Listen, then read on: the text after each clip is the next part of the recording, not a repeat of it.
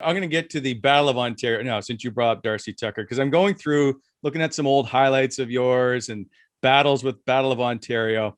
The one I always keep seeing, or is perhaps my favorite, is you are standing on the bench. Darcy Tucker is on the ice, and the two of you are throwing at each other. Like, you can't imagine that in today's game. Can you take us, I don't know, through the whole Battle of Ontario and what it was like, I guess, with Tucker and Corson and Ty Domi? So yeah, it was, you knew when you're going in to play Toronto, or they're coming in here to play, that something was going to happen. It was reality. And I'd almost say, like, if Toronto was coming in and I'd have my pregame nap, and in my nap I'd fought Ty Domi in my nap. So I'd fight him twice that night. Once in my pregame nap, I'd wake up and my arm be caught in the bed sheet, and I'm trying to throw a punch. So anyway, so like, you knew it was going to happen, and there was always something. And I think they had a team that had a bunch of guys that were gritty, and they had some tough guys as well. So for them to get, they ran Ottawa around in a couple playoff series. So whenever I finally made the team, exhibition, I went right after Gary Roberts at the end of one game, and I gave him a big shiner. And he said, that I respect for him. The kid's trying to make the NHL, and I made it that year. And it's but you go back to those games with, like, Tucker coming out our bench and stuff, and that's the only time I got called to the principal's office from Colin Campbell. But anyway, you talk with guys chirping from the bench. He had a hit, and I said something from the bench, and anyway, he just,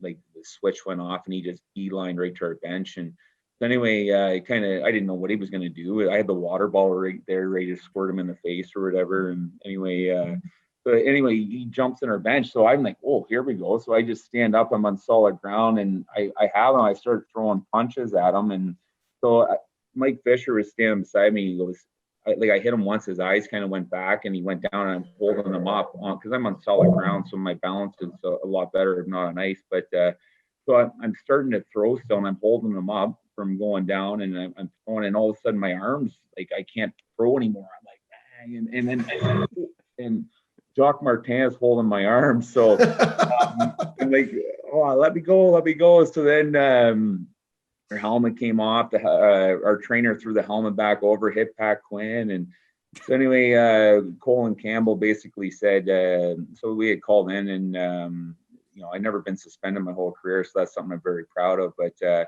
he calls me in. He's like, Tucker said you spit on him. I said, Colin, I go, if I was able to spit on him from the bench to center ice, I go, they should put that in the Olympics, and I win gold medal. So anyway, he started laughing, and that was the end of it. So I got out of it. Then our trainer ended up getting a little more trouble than I did. So anyway, it was a little short story.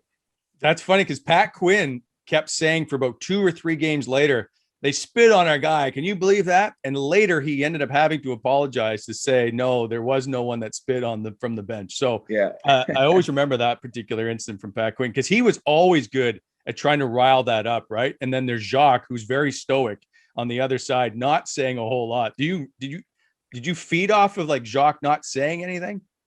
Well, Jacques didn't really say anything. I just, he'd always put you in a situation where, I watch the game very closely. If my guys are taking liberties on my teammates, I pay attention.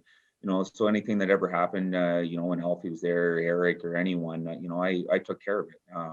I think that's something that paying attention to the game and be able to play the game and be out there a lot instead of, 1 or 2 shifts a game, be able to be involved. And through the prime of my career, I'd be playing 12 to 14 minutes. And, I think when you're able to go out there and be a factor in the game with the physicality and stuff, and still pay attention that something happens to one of your teammates and you go out and take care of, that's